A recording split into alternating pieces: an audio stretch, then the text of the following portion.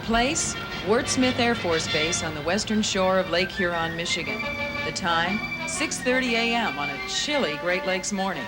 Wirt Smith is one of the 50 strategic air command bases located throughout the world and headquarters of a vital link in the SAC chain, the 920th Air Refueling Squadron. Any place, any time is their motto, and the men of the 920th live up to that pledge. They've done their job in skies all over the world in their massive KC-135 tankers. Today's mission, mid-air rendezvous and fuel transfer to a thirsty B-52 bomber at 30,000 feet. Hi, Sarah. Welcome to the 379th Bomb Wing. Thank you very much. Sergeant Jay Howell was there to meet an Air Force irregular by the name of Purcell. Okay. Yes, sir. All right. You go on up. Jay, at 27 years old, is a 7-year veteran, and it was his enthusiasm for his job that brought us here. He wanted to show us why he loves his work. Hey, guys. Hey, listen, I'd like for you guys to meet Sarah Purcell. Hi, Sarah. Welcome aboard. Tom Madsen, our pilot. Nice to meet you, Tom. Tim Gamble, our co-pilot. Hi, Tim. Nice meeting you. And here we have John O'Brien, our Hi, navigator. welcome aboard. Thank you very much. Nice to Even meet you though all. Jay and the rest of his crew have flown countless missions all over the world, periodic training sorties like this one are necessary to keep their flying skills in top form.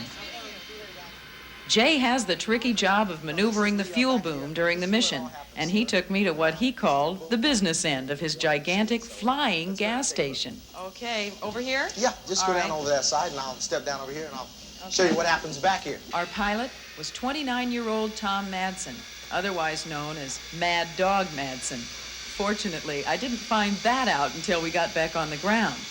But to his credit, Captain Madsen has logged 6 years of distinguished service with the Air Force.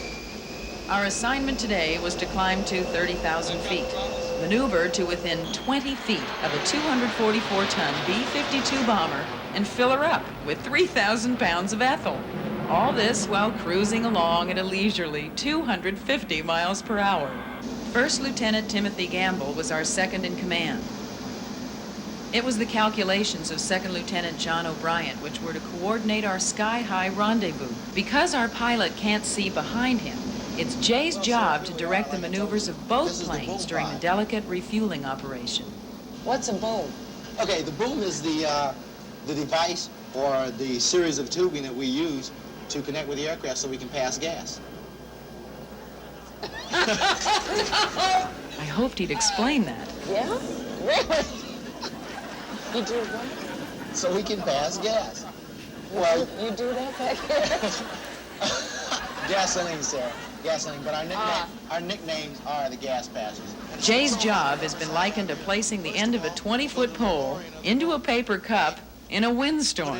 And for this job, you need a clear head and a steady hand. And now you see the boom is coming down. Now the boom actually has, it looks like wings on it, or Okay, those are ailerons. rotovators.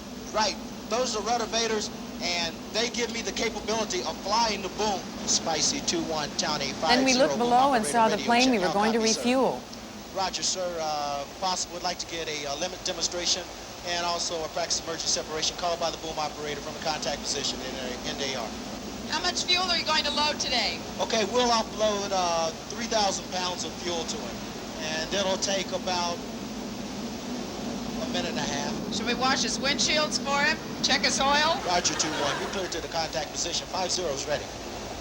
Okay, he's just called me, said that he's ready for contact, and I just notified him that I'm ready, and we're going in now. The lives of the men in both planes depend on Jay. Making contact at only 20 feet apart is critical. Any closer, and air currents could cause the planes to collide. I was surprised at how close 20 feet is. I can see what color socks the pilot's wearing. What aircraft is that? That's a B-52, a This bomber. is a B-52 Right. bomber? Right. And what a lot of people don't realize, sir, is that without the tanker or the aircraft we're in now, the mission of the bomber would not be, because in order to get to the overseas places that they have to go, they have to be refueled in the air. Can I say hello to him? Spicy 21 pilot, this is Sarah Purcell. Hello, Sarah. We're all real people down here, and we love you. How you doing? How do you do? You make this look as easy as going to the corner gas station. So, Sarah, emergency separations are just like anything else. We have to do them constantly in order to achieve the perfection. So if you have to do it in an actual emergency, there's no hesitation. Absolutely. I have to know what to do at that moment. So if you hold on to your stomach, we'll do one right now. Okay. Downey, 5-0. Breakaway, breakaway, breakaway. Whoa! And receivers dropping well clear. He is gone. Bye-bye. I never thought I'd see the day when gas stations were as high as the prices. Mission accomplished. I was safe and sound back on good old terra firma. But the fellas of the 920th have an old tradition they just hadn't told me about. A kind of baptism for first-timers.